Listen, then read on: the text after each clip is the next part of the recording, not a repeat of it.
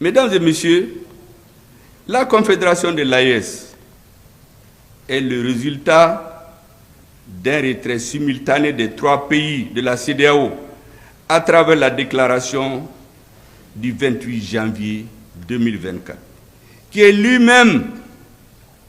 elle-même le produit d'une maturation. Parce qu'en réalité, cette déclaration fait suite à des preuves que nous avions que certains pays étaient instrumentalisés pour agresser le Niger, renverser le pouvoir établi, instituer des fantoches. C'était ce qui était en cours. Il s'était donné très peu de temps, mais nous avons pris de vitesse.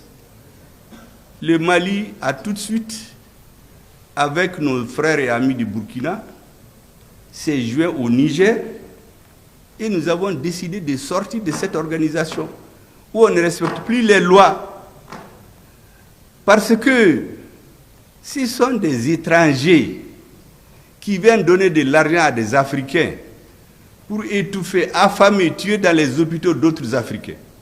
Vous vous rappelez que le G5 Sahel a fait combien d'années à demander 2 milliards dans la lutte contre le Sahel? On n'a jamais trouvé. Et voici que la fameuse force d'attente de la CEDEAO, qui attend depuis 2012. Parce qu'elle a été créée, annoncée, disons, à l'occasion de l'investiture du président Macky Sall en 2012. La force d'attente. Ils avaient dit en ce moment que c'était 5000 hommes.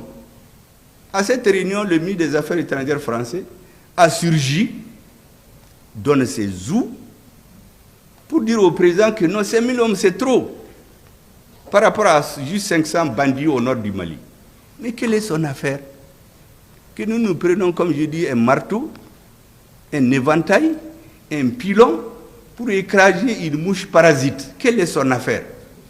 Et depuis 2012, cette malheureuse force d'attente-là, elle est en train d'attendre. Et c'est l'autre jour qu'on a dit qu'on lui a trouvé 3 milliards pour aller attaquer le Niger. 3 milliards qui viendraient de l'étranger. Donc l'étranger sort l'argent, on finance, on met le couteau dans la main d'un Africain qui va poignarder son frère. Mais nous avons appris à lire l'histoire. Parce que la différence entre l'homme et les autres êtres vivants, c'est qu'il tire les leçons, il analyse.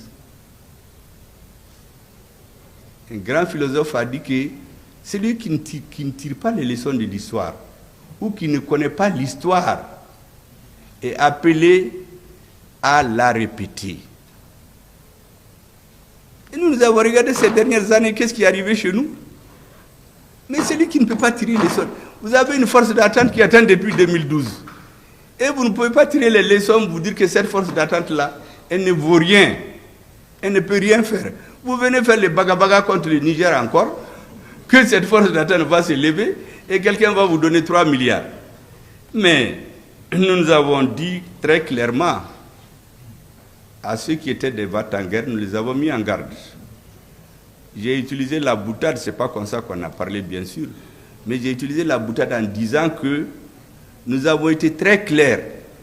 Celui qui touche à un cheveu du Niger, nous allons lui raser la tête. Parce qu'après le Niger, c'est le Burkina, après le Burkina, c'est le Mali. Nous savons ce qu'ils préparent. Ils font de la stratégie en faisant croire que c'est le Niger parce qu'ils les croient plus faibles. Comme tout le monde a peur du Mali, nous les avons tous chassés de chez nous.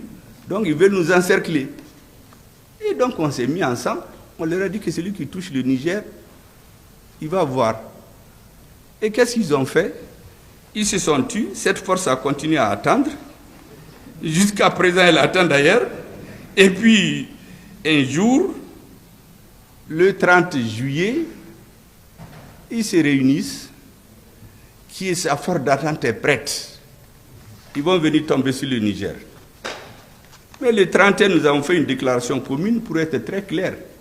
C'est là-bas qu'on a décidé que celui qui touche le Burkina cette fois, le Niger cette fois-ci là, il touche nos 3 pays. Les frères se sont donné la main pour faire face à l'adversité et à celui qui se laisse instrumentaliser par des forces étrangères. Parce que cette partie de l'histoire, on l'oublie. Les gens pensent que Assimi Goïta, Abdraman Chani et Traoré se sont retrouvés au Niger, ils ont décidé qu'on sorte. Mais il y a un processus. Donc le 30 juillet, ils ont décidé qu'ils vont tomber sur le Niger. Le 31 juillet, nous leur avons dit que si vous tombez sur le Niger, nous considérons que c'est un acte d'agression contre tous nos pays.